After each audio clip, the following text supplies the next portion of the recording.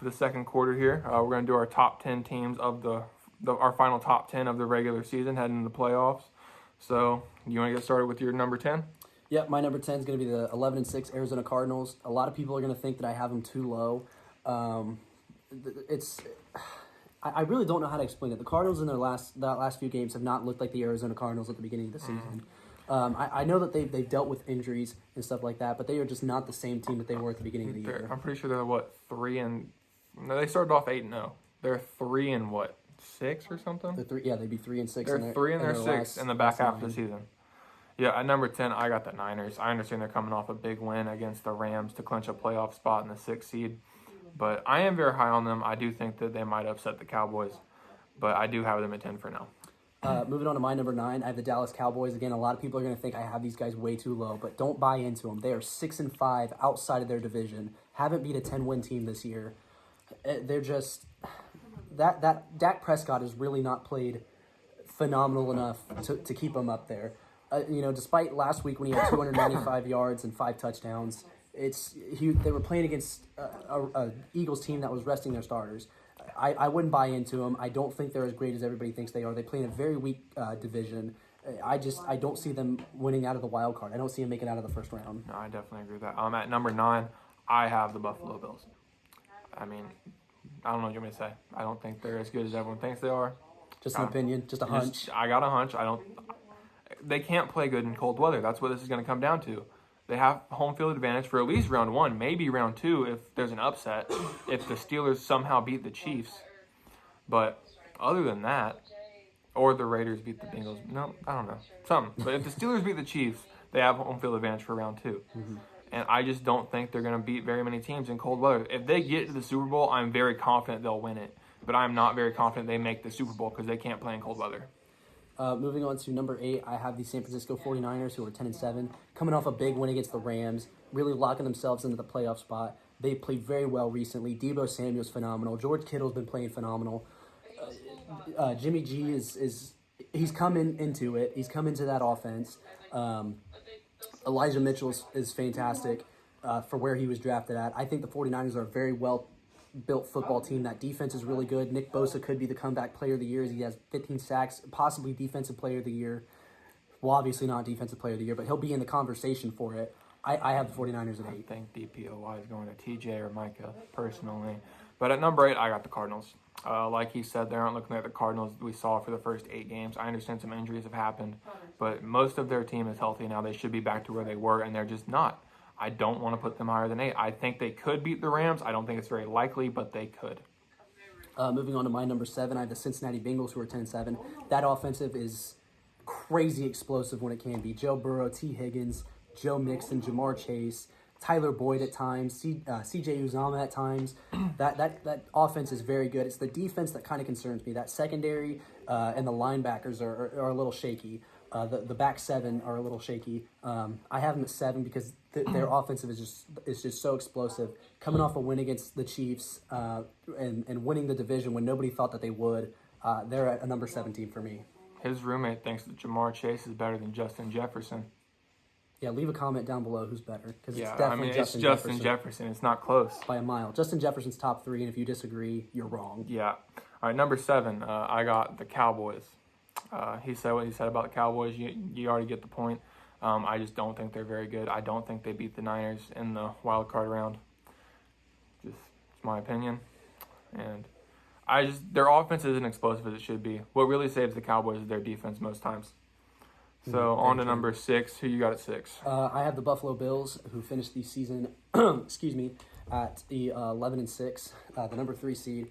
Again, they are not built for a cold weather team. A cold weather team is a team that is tough and runs the football, pounds the clock. And if you have Josh Allen humming the ball at you at 70 miles an hour and minus 10-degree weather, it's very tough to catch the football. So they're number 6 for me. That defense has really saved them this year in a lot of cases. At times, they get burnt and they put up a lot of points, but then, they have the offense to kind of combat that in a warm weather situation. So I have the Bills at number 6. I genuinely think that if the Bills built a dome, they would probably be the most unstoppable team in football. Yeah, who do you have at number 6? The Rams, actually. Have the Rams at 6. They did just lose to the Niners, but they're still a good team. They did win the division. They got the 4 seed. I do think they're probably going to beat the Cardinals and advance to the divisional. So, Cooper Kupp obviously looked good all year. 17 yards away from the all-time single season receiving record. Also 5 catches away from the all-time reception record. Yeah, that one was actually recently set by Michael Thomas a couple years back. I don't know if you guys have noticed, there's a trend. Matthew Stafford is the quarterback for the top 2 single-season receiving yard leaders of all time. I got a hunch. I think he's sold so Calvin could keep the record, but... So moving on to number 5, I actually have the Rams too. Like he said, Cooper Kupp's been phenomenal all year. At times, Matthew Stafford is kind of shaky. He looks kind of like a Carson Wentz. He's tied for first in the league with interceptions with 17. I believe actually 8 of those came in his last 4 games. Really? Yeah. I know. Toward the beginning of the season, he started off a little shaky. He had 8 interceptions, and then towards the middle of the season, it was about 5. And then his last few games, it's spiked again as he had 2 in his last game against the 49ers in a big spot. I have the Rams at 5. I think Matthew Stafford is really going to be the X factor for this team. If he plays like he did at Detroit when he was MVP caliber, I think this team can go very far. With the acquisition of Odell Beckham and Von Miller and Aaron Donald and Jalen Ramsey, that defense is being so good and the offense is phenomenal. Like I said, with the additions that they've gone all in this year. If they don't make it to the Super Bowl, I feel like it's a lost season for them. Yes. So I have them at number 5. Matthew Stafford is really going to be that X factor. See, at number 5, I got the Bengals. Like he said about them, and similar to the Rams, they both have a very high-powered offense that can just score at will pretty much. I do think they probably beat the Raiders. I think it might be closer than a lot of people think, but I think they're a good team. I think they go to the divisional round. Number 4, I have the 12-5 AFC regular season champions, the Tennessee Titans. They're getting Derrick Henry back, and for the divisional round, Julio Jones is coming into. Ryan Tannehill's looked phenomenal the past few weeks. A.J. Brown's looked really good the past few weeks. They have a top 5 pass rush. They have a top 5 run defense. This team is going to be very scary moving forward from the divisional round, especially just because they're getting Derrick Henry back. With all the injuries that they've had, they've started 88 different players this year, and to still come out and win their division not only, but to win the entire AFC for the regular season is just absolutely incredible. Mike Vrabel is probably the coach of the year, in my opinion, should be the coach of the year, just because of so many injuries and how they've handled adversity. So I have them at 4, and then who do you have? The Chiefs. Really? Yes, I have the Chiefs at 4. I don't think they're that good. I understand Patrick Mahomes is generational talent. Tyreek Hill, Travis Kelce, both generational talents.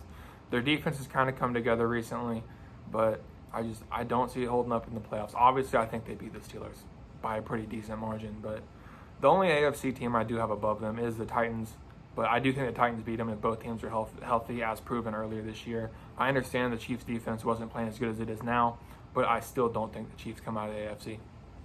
Yeah, the defense is definitely a weak spot for them. Yes. Moving to number 3, I have the Tampa Bay Buccaneers. Just because there's a lot of injury, you lost Chris Godwin. You're dealing with locker room issues with Antonio Brown leaving, and Antonio Brown leaving also hurts your team. Iffy on Leonard Fournette. Mike Evans is still kind of injured despite having 89 yards and 2 touchdowns in his last game.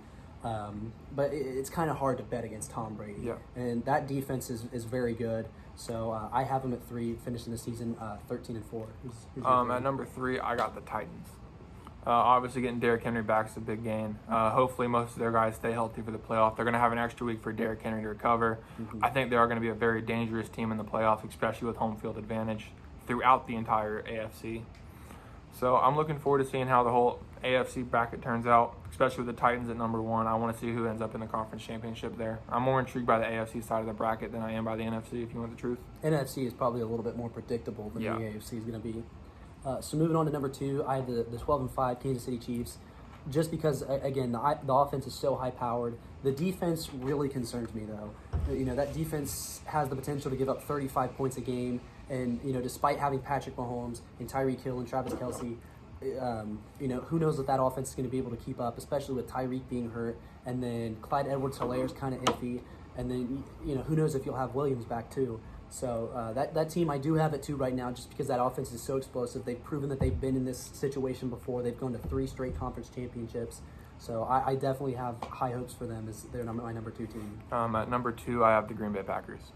Really? I'm not going to put them at number 1. I don't believe in Aaron Rodgers in the conference championship game, and I'm not that high on them. I know they're a good team. They're a high-powered offense, but to me, they are and always have been a regular season team ever since 2010 when they won the Super Bowl. I understand they've kind of been screwed over a couple times in different playoff games, but I don't think they come out of the NFC.